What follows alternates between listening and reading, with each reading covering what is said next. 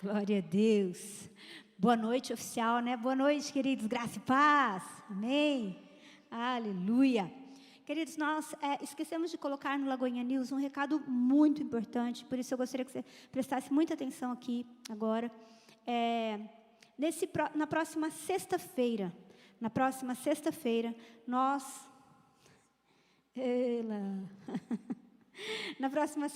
nós vamos ter uma palestra sobre prevenção, sobre abuso sexual para crianças e adolescentes. Deixa eu falar algo para você. Nós, como pastores, nós aconselhamos muitas pessoas, nós cuidamos de muitas pessoas na fase adulta, que têm histórias desestabilizadas por causa do abuso.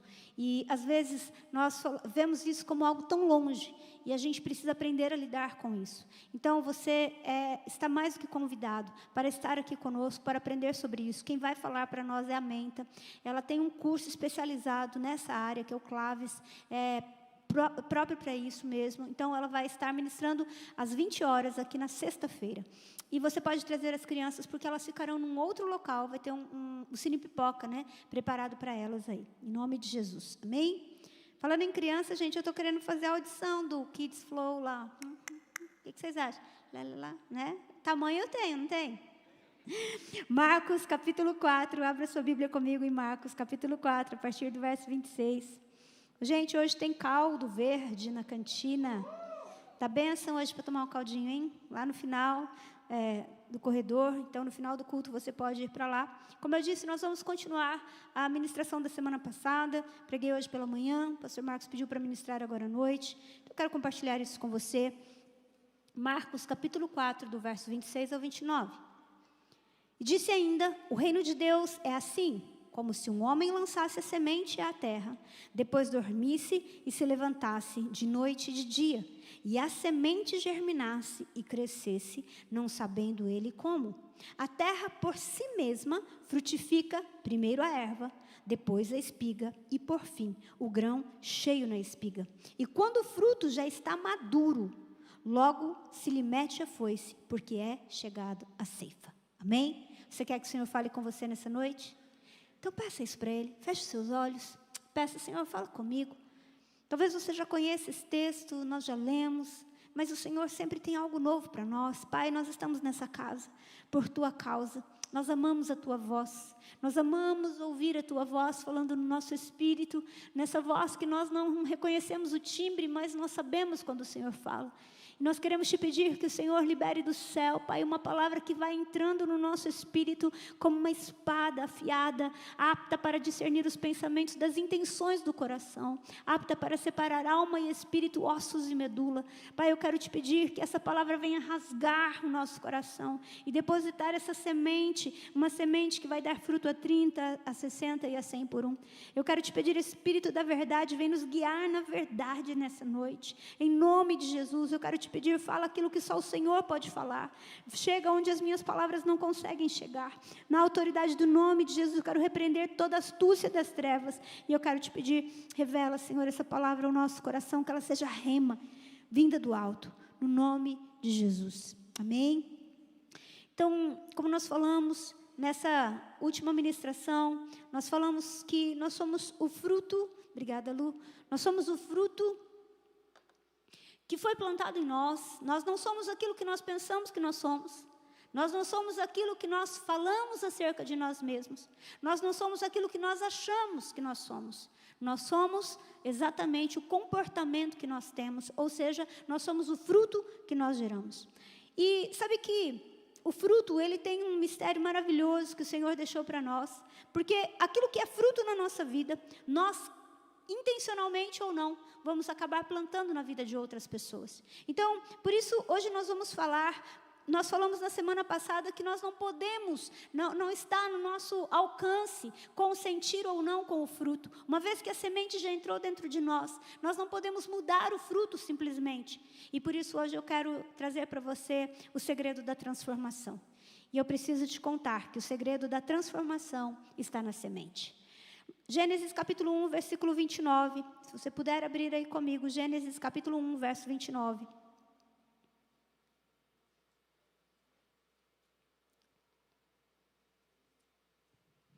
O Senhor estava falando com Adão e ele diz, com o homem, né, com a mulher, e ele diz: eis que vos tenho dado todas as ervas que dão semente e se acham na superfície de toda a terra, e todas as árvores em que há fruto, que há semente, isso vos será para mantimento. Deixa eu dizer uma coisa para você. Há uma riqueza tão grande naquilo que Deus faz, que toda árvore frutífera, ela tem no seu fruto a semente. Tudo aquilo que nós, todas as vezes que nós pegamos um fruto, né, uma maçã, nós vemos dentro da maçã a semente da maçã, para que ela possa ser plantada. E assim acontece com todos os frutos. E sabe, na nossa vida acontece a mesma coisa. Se os nossos comportamentos são os frutos que brotam em nós, eu preciso dizer para você que em cada fruto, cada comportamento meu e seu, nós estamos plantando alguma coisa para o nosso futuro ou na vida de alguém. Tudo aquilo que nós fazemos, voluntariamente ou involuntariamente, eu estou plantando. Então, tudo que eu gero de fruto hoje é uma semente que vai dar um fruto amanhã, na minha vida ou na vida de outras pessoas. Então, nós falamos na semana passada que o fruto não depende do nosso consentimento, mas a plantação depende.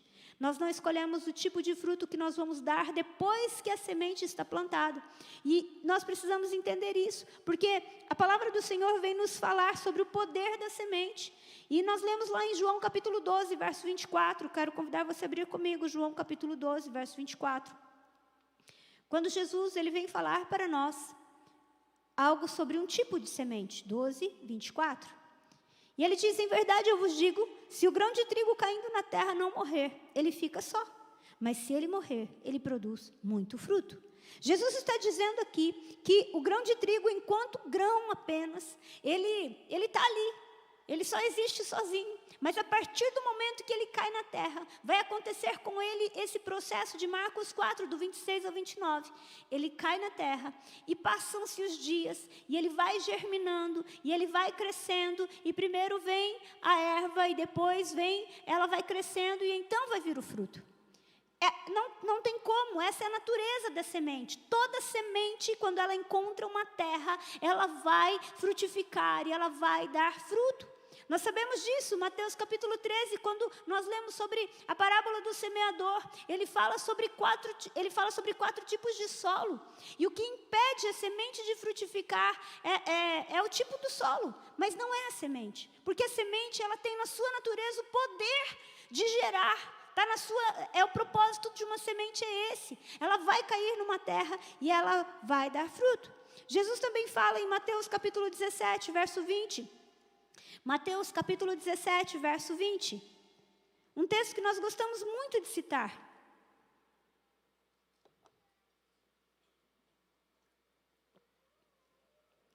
Jesus responde aos discípulos que não puderam expulsar um demônio. Ele fala: por causa da pequenez da vossa fé. Pois em verdade eu vos digo que se tiverdes fé como um grão de mostarda, direis a este monte, passa daqui para colar e ele passará, nada vos será impossível. Agora olha o que Jesus diz aqui. Jesus diz: se vocês tiverem fé como um grão de mostarda, não é do tamanho de um grão de mostarda. Tem muita gente que fala: não, porque se eu tiver fé do tamanho, não, se você tiver fé como um grão de mostarda. O que um grão de mostarda é? Uma semente. Um grão de mostarda é uma semente, é uma coisa que vai cair na terra e ele vai frutificar. Agora, entenda algo. A semente é uma coisa tão pequena que, às vezes, a gente é ingênuo com relação a ela. E nós precisamos entender que nós somos hoje o fruto de tudo aquilo que foi plantado em nós. De bom ou não tão bom. Nós somos hoje o resultado, os frutos que nós apresentamos para as pessoas que estão ao nosso redor, para nós mesmos, é porque sementes foram plantadas para nós. Sabe que a neurociência, ela diz que toda experiência que gera um impacto forte ou coisas repetitivas, elas vão gerar uma ruptura na nossa vida. Elas vão gerar em nós coisas muito sérias. Então, por exemplo, se você ouve por muitas vezes que você não é ninguém, que você não vai dar certo, você vai recebendo isso gradativamente. Isso são sementes que vão sendo plantadas. E como Marcos diz para nós, que a semente é exatamente isso que acontece. É como se uma semente caísse na terra e passam dias e noites, e dias e noites, e não sabendo ele como, ela vai gerar, ela vai dar um resultado. Então, dessa forma, tudo aquilo que você recebeu com uma certa constância, ou tudo aquilo que aconteceu na sua vida de um modo impactante, vai gerar em você um tipo de comportamento. E é por isso que é tão importante os pais falarem para os filhos palavras de reforço, palavras positivas, palavras de verdade. Quantas vezes você diz para o seu filho que você o ama? Porque às vezes a gente fala, não, ele já sabe. Né? Nós vimos aqui a Elisângela e o Fábio falando um para o outro, eu te amo. Querido, deixa eu dizer uma coisa. Nós sabemos, Provérbios capítulo 18 diz para nós que a morte e a vida estão no poder da língua. Às vezes a gente fica tão condicionado a uma rotina que a gente não semeia mais isso. Nós precisamos aprender a falar. Eu falava hoje aqui pela manhã sobre as 5 linguagens do amor, talvez você conheça. Existem 5 linguagens do amor e todos nós temos uma linguagem. O grande problema dos relacionamentos é que a gente tem uma linguagem e a gente quer que o outro tenha a mesma linguagem. E aí, gente, dá ruim. Por quê? Porque, por exemplo, existe a linguagem do amor, palavras. É quando você se sente amado porque alguém diz para você algo. Quando alguém te elogia, quando alguém fala, eu te amo, quando alguém fala alguma coisa positiva para você. E aí, quando você tem essa linguagem, a sua tendência é falar. Só que muitas vezes a linguagem de amor do outro não é palavras. Às vezes a linguagem do amor do outro é presente. Sabia que existem pessoas que se sentem amadas quando você traz nem que seja uma flor do meio da rua para ela. Nem que seja um bombom para ele. Ele se sente amado. E as crianças também têm linguagem do amor, gente. E aí nós temos então as palavras, nós temos os presentes, nós temos a presença. Tem pessoas que ela quer que você fique do lado dela, porque essa é a linguagem do amor. Aí você fala, mãe, eu faço de tudo por essa mulher, gente. Eu trago presente, mas ela não se sente amada. Por quê? Porque a linguagem do amor da sua esposa provavelmente seja a presença. Ou a linguagem do amor do seu marido seja a presença. Sabe quando alguém fala, fulano é grudento, ele quer que eu fique perto. Porque a linguagem do amor dele é a presença. A outra linguagem do amor é o toque, é o afeto. Sabe, aquela pessoa que gosta de abraçar, que gosta de beijar, né? Os casados gostam de outras coisinhas também, né? Então, é importante, porque a linguagem do amor dele é essa, a linguagem do amor dela é essa. Você pode fazer todas as outras coisas, mas essa é a linguagem do amor dessa pessoa. A outra linguagem do amor é o serviço. Né? Tem gente que gosta, se sente amado quando alguém vem ajudar, né? Quando vai fazer algum serviço. Tem gente que se sente amado quando chega em casa e a esposa fez uma comida deliciosa. Cadê os homens? Mas as mulheres também têm a linguagem de amor de serviço, tá, gente? Tem mulheres que ficam tão felizes quando o homem vai e lava a louça, por exemplo. É para aplaudir de pé, igreja. Ó, gente, eu tenho que reconhecer, meu marido lava a louça. Benção demais, né? Mas eu já treino os meus filhos, já desde pequeno. Apesar do João Pedro, né, detestar, né, filhão? Nós precisamos entender essas linguagens do amor, sabe por quê? Porque muitas vezes nós nos damos muito mal nos relacionamentos, porque todo relacionamento é como uma conta bancária. Tem crédito e débito. Você sabia, pais, que muitas vezes você não consegue êxito na criação dos seus filhos, porque você se torna intenso na cobrança, mas você não semeia amor. Ou você semeia amor e as crianças têm uma linguagem do amor. Aliás, falei hoje de manhã, vou falar aqui à noite. As crianças fizeram uma reunião aqui dessa igreja. Foi. A Júlia veio falar comigo e falou assim, pastora, nós nos reunimos. Ela, o Christian, Davi Lucas, os meninos, as crianças da igreja vieram falar comigo. E a Júlia, como representante, né, no alto dos seus 10 anos, né, veio falar, pastora, eu tenho uma reclamação a fazer. Pastora, está o meu pai, estou eu e está a minha mãe. As pessoas vêm, cumprimentam meu pai e minha mãe, parece que a gente não existe. Aí fui comentar com a Menta, que é a coordenadora do Kids, ela falou, pastora, é verdade, eles reclamam disso mesmo. Então, hashtag fica a dica, as nossas crianças também querem nossos abraços, amém, irmãos? Então, não ignore as nossas crianças, tá bom? É uma linguagem do amor. E por que nós precisamos entender isso? Porque muitas vezes nós não entendemos que isso é uma semente. Um abraço é uma semente. Um beijo é uma semente, uma palavra é uma semente, que você está ali todos os dias plantando. E porque a gente ignora, porque ela é pequena, porque parece insignificante, porque parece rotineiro. Mas eu quero dizer uma coisa para você, não ignore o poder da semente. Não ignore o poder da semente, não ignore o poder das pequenas coisas. Provérbios capítulo 17, versículo 14, nos chama atenção para isso. Provérbios 17, 14. Vamos ver como é que está aí. Aqui no telão está assim, ó. Como o abrir-se da represa, assim é o começo da contenda. Desiste, pois, antes que haja rixas. Mas olha como diz a minha versão. A NVI diz assim, ó. O início de um desentendimento é como a primeira rachadura numa enorme represa. Por isso, resolve pacificamente toda a questão antes que se transforme numa contenda destruidora. Salomão vem nos lembrar que toda contenda, toda briga começa sempre com algo muito pequeno. E que se a gente não identificar isso como uma semente, se a gente não resolver, ela vai dar um fruto de algo destruidor. E, gente, isso acontece em tudo na nossa vida. Nada começa grande, nenhuma empresa começa grande, né? Nenhum divórcio acontece da noite para o dia. Eu já vi pastores contarem para nós que uma vez eles estavam fazendo um aconselhamento e as pessoas já estavam às vias de fato de um divórcio. E aí ele foi perguntando, e ele foi descobrir onde tudo começou. E sabe onde tudo começou? Na pasta de dente. Porque o marido falou, a esposa falou, pastor, eu aperto a pasta de dente de baixo para cima. Aí meu marido vai e aperta em qualquer lugar. E, gente, tem gente que começa a brigar por causa disso. Ou de coisas tão pequenas como essa. E não entende que isso são sementes. Quando você começa a falar coisas para o seu cônjuge, quando você começa a falar coisas para as pessoas que estão perto de você. Acredite, nenhum adultério acontece da noite para o dia. Ninguém se torna uma pessoa viciada em drogas, em bebidas da noite para o dia.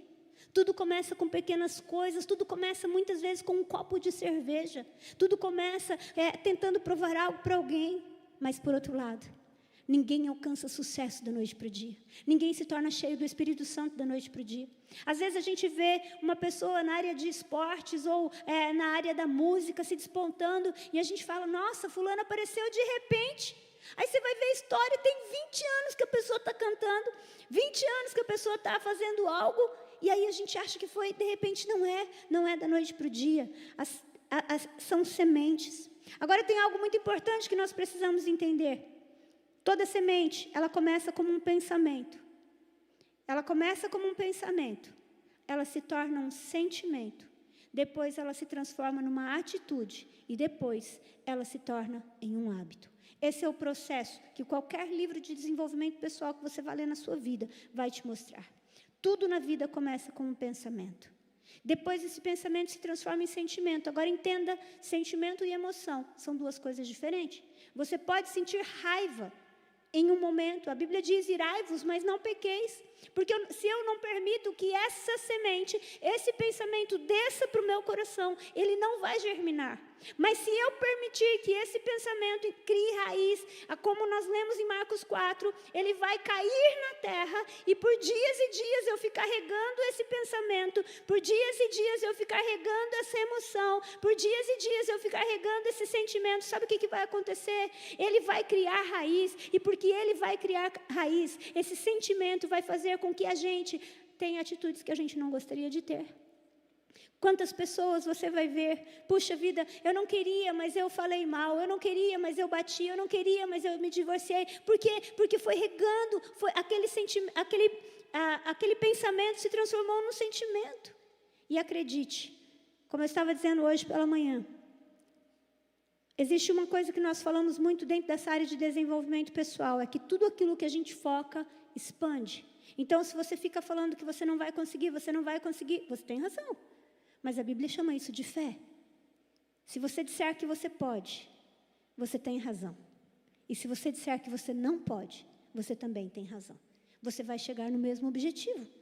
Porque você foca em dizer que você pode, ou você foca em dizer que você não pode. E é por isso que existe uma frase muito célebre, né, no meio dos cristãos, que diz que o quê? Quem confessa tentação, não confessa pecado. Por quê?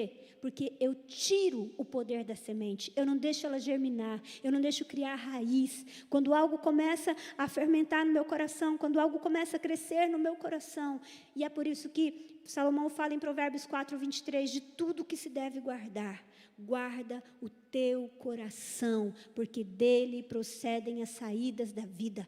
Acredite, meu irmão, eu e você temos que ser guardiões daquilo que entra no nosso coração, daquilo que permanece no nosso coração e daquilo que nós estamos vendo frutificar. É por isso que Jesus, quando os fariseus vieram reclamar, por que os discípulos de Jesus não lavavam as mãos nas regras, né, no formato que os fariseus lavavam. Então Jesus fala assim, vocês não estão entendendo, não é o que entra, porque eles estavam falando de se tornar puro, né, com o que você come, e Jesus falava assim, não é o que entra pela sua boca, é o que sai pela sua boca. O problema, o que te torna puro ou impuro, não tem a ver com o que você come, tem a ver com o que você fala, porque a boca fala do que o coração está cheio. Então, se a gente começa a alimentar pensamentos, eles vão se tornar sentimentos e vão ser eles que vão nos aconselhar. Lembra que nós falamos sobre Provérbios 20, verso 5 na semana passada? Que diz que como águas profundas são os propósitos do coração do homem, mas o homem de inteligência os tira, sabe descobri-lo, arranca para fora. Deixa eu dizer uma coisa para você, meu irmão. Nós precisamos ter a inteligência de olhar para a nossa vida, olhar com nudez para o fruto que nós estamos gerando. Porque se o fruto nasce com ou sem o meu consentimento, eu preciso entender que eu tenho o poder, sim, de determinar se isso vai crescer ou não vai crescer. E uma das histórias que eu quero mostrar para você, de alguém que não soube lidar com isso, e teve um fim tão trágico, é Judas. Judas, ele traz Jesus, você sabe a história, mas Lucas capítulo 22, versos 3, nós vamos ler o que os evangelhos falam acerca dele agora, para que você possa entender como ele chegou, aonde ele chegou. Lucas capítulo 22, verso 3.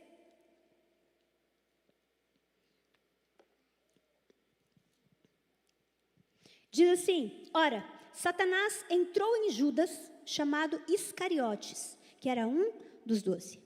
E este foi entender-se com os principais sacerdotes e os capitães sobre como lhes entregaria Jesus. E então eles se alegraram e combinaram em lhe dar o quê? Dinheiro. E Judas concordou e buscava uma boa ocasião de lhe entregar sem tumulto. Lucas vem dizer para nós que o momento em que Satanás entra no seu coração. Agora, olha que coisa interessante. Esse entrar não significa que ele ficou possesso. Porque todos os demônios que se apresentavam, que possuíam pessoas, quando chegavam perto de Jesus, eles eram expulsos. Mas o que nós vemos aqui é que ele ficou sob a influência do diabo. E por que Satanás encontrou ocasião no coração de Judas? Sabe por quê? Por causa da avareza. E quando nós falamos de avareza, nós não estamos falando apenas, de uma pessoa que ela tem dificuldade de se relacionar com o dinheiro. Nós estamos falando de alguém, uma pessoa que é avarenta, é alguém que pensa só em si mesmo. É uma pessoa que é um buraco sem fundo, é uma pessoa que tudo tem que ser para ela, tudo tem que ser do jeito dela. A avareza, ela se apresenta de várias maneiras. Agora, olha só como Marcos, capítulo 14, verso 10, como ele fala acerca disso. Marcos, capítulo 14, verso 10. Ele diz assim, e depois disso, Judas Iscariotes, um dos 12, foi ter com os principais sacerdotes para lhes entregar Jesus. E eles, ouvindo, alegraram-se e lhe prometeram dinheiro. E nesse meio tempo buscava ele uma boa ocasião para o entregar. Depois disso o que, gente? Depois do momento em que ele acompanha aquela mulher trazendo um vaso de alabastro com preciosíssimo perfume de nardo puro. Judas, quando ele percebe que aquela mulher vem e que ele não teria acesso àquilo que Jesus estava tendo acesso, quando ele percebe que os critérios de Jesus são diferentes dos seus critérios, que Jesus não ia criar um reino particular, que ele iria fazer parte de um reino particular, quando Jesus ele é ungido por aquela mulher, ele diz lá no versículo 4, aqui de Marcos, ele diz: indignaram-se alguns entre si e diziam: para que esse desperdício? Porque esse perfume poderia ser vendido por mais de 300 denários e dar-se aos pobres. E murmuravam contra a mulher. Agora, olha só, o que João conta para nós acerca desse mesmo episódio. João capítulo 12, verso 3 ao 6. João capítulo 12, verso 3 ao 6. Você está me acompanhando? Amém? João capítulo 12, do 3 ao 6. E diz assim: então Maria, tomando uma libra de bálsamo de nardo puro, muito precioso, ungiu os pés de Jesus e os enxugou com seus cabelos. E encheu-se toda a casa com o perfume do bálsamo. Versículo 4, mas Judas Iscariotes, João diz que foi o próprio Judas que disse isso, um dos seus discípulos, o que estava para traí-lo, disse: por que não se vendeu esse perfume por 300 denários e não se deu aos pobres? Isto disse ele, não porque tivesse cuidado dos pobres, mas porque ele era ladrão, e tendo a bolsa, tirava o que nela se lançava. Você entende? Durante anos, Judas foi lá, um dia ele tirou uma moeda, um dia ele foi com senso de merecimento: não, mas eu mereço, não, eu também é justo, por que só para ele? Você entende? São sementes que vão sendo lançadas no coração. Deixa eu dizer algo para você. Você sabe o que aconteceu com Judas? Judas morre enforcado, mas quando Satanás precisou usar alguém, ele encontrou no coração de Judas o lugar perfeito para lançar as suas sementes, as suas perguntas. Deixa eu falar algo para você, querido: não ignore o poder da semente, não ignore aquilo que Satanás lança sobre o seu coração. Se Deus sabe o poder da semente, o diabo sabe também. Nós precisamos entender isso. Se nós não sondarmos a terra do nosso coração com honestidade, arrancando de lá as coisas que não têm que estar lá, uma hora nós seremos surpreendidos com ações que nós não gostaríamos de ter. Entenda isso. Satanás tirou do coração de Eva tudo que Deus tinha colocado como uma semente, a semente da dúvida. A semente da dúvida. Ele diz assim: não foi isto que o Senhor teu Deus te disse? E ela entrou, ela falou: não foi isso, ele disse tal coisa. Mas aquela dúvida, querido, quantas vezes Satanás lança sementes de dúvida no nosso coração? Quantas vezes ele lança pensamentos acerca das pessoas que nós nos relacionamos e aí nós ficamos tão desatentos, porque a gente fica achando que o diabo vai aparecer como algo arrebatador, né? Com chifres, com uma cara assustadora. Mas deixa eu falar uma coisa: ele sempre vai vir com uma semente. Falava isso nessa manhã e eu quero dizer isso para você nessa noite também. Você sabe por que o diabo trabalha tanto para o divórcio? Porque ele sabe que um pai e uma mãe têm papéis específicos na criação de um filho. O pai, ele aponta para o destino. Querido, o pai tem um papel, talvez você nem tenha filhos hoje, talvez você seja um adolescente ou um jovem que está aqui, mas eu quero dizer algo para você. Quando o Senhor nos dá filhos, filhos não são uma massa de modelar, gente.